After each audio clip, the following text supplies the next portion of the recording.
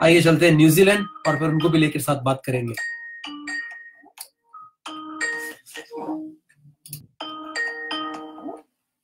जी अस्सलाम वालेकुम। जी नजर साहब, अस्सलाम वालेकुम। वालेकुम अस्सलाम। सिस्टर कैसी हैं आप?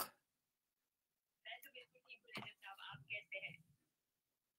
जी कैसे हैं आप? आपकी आवाज फेसबुक पर लाइव भी सुनी जा रही है। जी मैं बिल्कुल ठीक हूँ, आप कैसे हैं नजम साहब? अल्हम्दुलिल्लाह।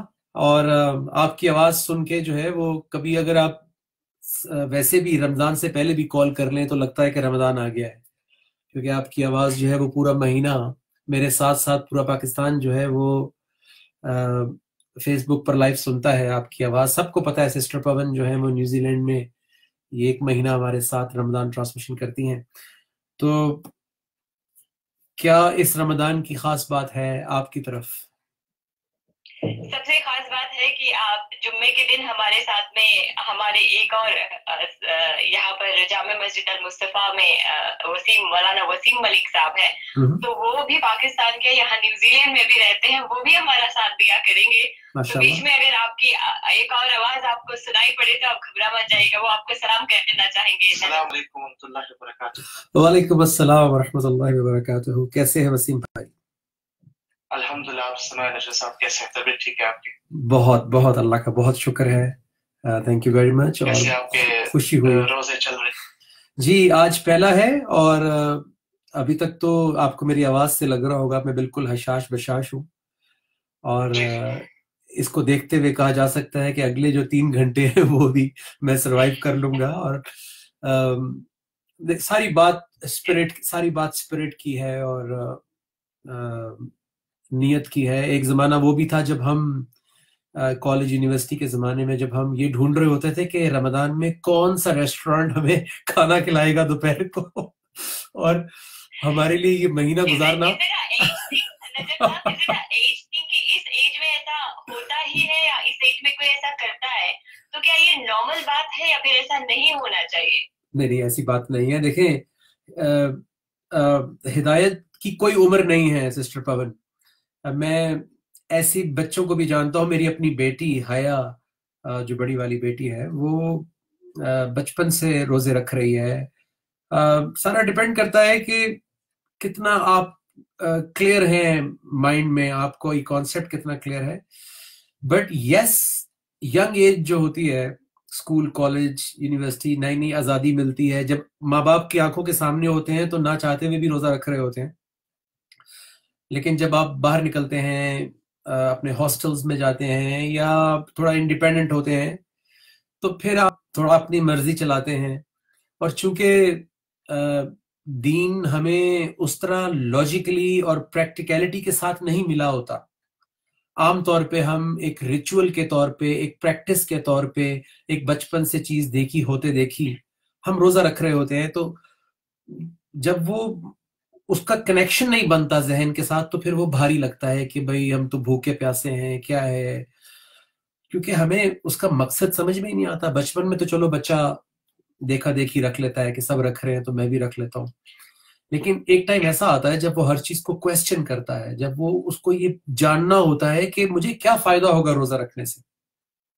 आज हमारी बेगम साहिबा ने बताया हमें, जो अभी थोड़ी देर पहले आपसे गुफ्तगू भी कर रही थी रेडियो पर, कि अभी अभी जो नई रिसर्च है उसके मुताबिक आपके ब्रेन सेल्स जो है वो भी ऐड होते हैं, रिफ्रेश होते हैं फास्टिंग की वजह से।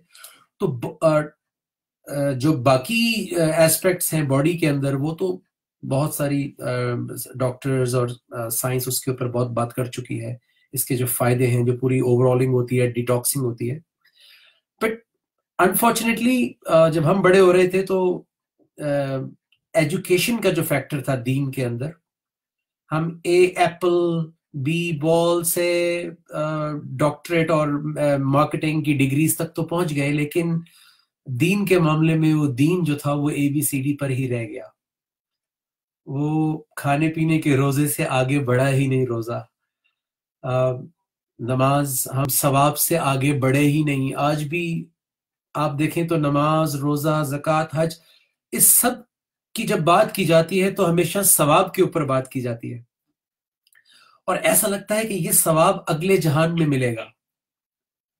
लेकिन अगर किसी को ये पता लग जाए, क्योंकि सवाब को अंग्रेजी में कहते हैं रिवॉर्ड, अगर किसी को रिवॉर्ड इस दुनिया में दिखा दिया जाए, अगर इस दुनिया में उसके बेनिफिट्स दिखा दिए जाएं, तो अगली दुनिया तो ऑटोमेटिकली बन ही जाएगी, बट उसकी ये वाली दुनिया भी इंप्रूव हो जाएगी, उसके रिलेशंस बेहतर हो जाएंगे, उसके इमोशंस कंट्रोल में आ जाएंगे, बिकॉज रमजान का इमोशन से बहुत ताल्लुक है।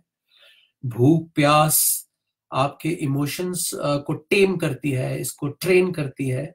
अगर कोई भूख प्यास में गुस्से को काबू रख सकता है, अगर कोई भूख प्यास में अपने जज्बात को काबू में रख सकता है, अपनी सोच को वॉन्डर अराउंड होने से बचा सकता है, तो वो बाकी दिनों में भी उसकी ट्रेनिंग हो जाएगी। तो मैं बहुत सारे यंगस्टर्स को जानता हूँ सिस्टर पवन, जो बहुत अर्ली एज पे समझ गए हैं कि अल्लाह उनसे क्या चाहता है, और ऐसे ऐसे बच्चे मैं जानता हूँ जो अपनी यूनिवर्सिटीज में टॉप कर रहे हैं, दुनिया भर की यूनिवर्सिटीज से उनको स्कॉलरशिप मिल रहे हैं, और वो कुरान को रेफरेंस के साथ जानते हैं, आयात को जानते हैं, अपनी जिंदगी में अप्लाई कर रहे हैं, 15-15, 14-14, 16-16 साल के बच्चे बच्चियां। So there is no age for hidayat or for improvement or intellect.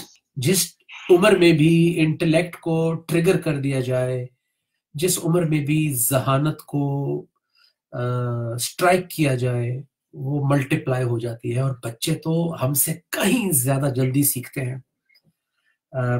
उनका प्रोसेसिंग जो है, उनका जो प्रोसेसर है वो मॉडर्न है, और बात सिर्फ ये है कि हम उनको दे क्या रहे हैं।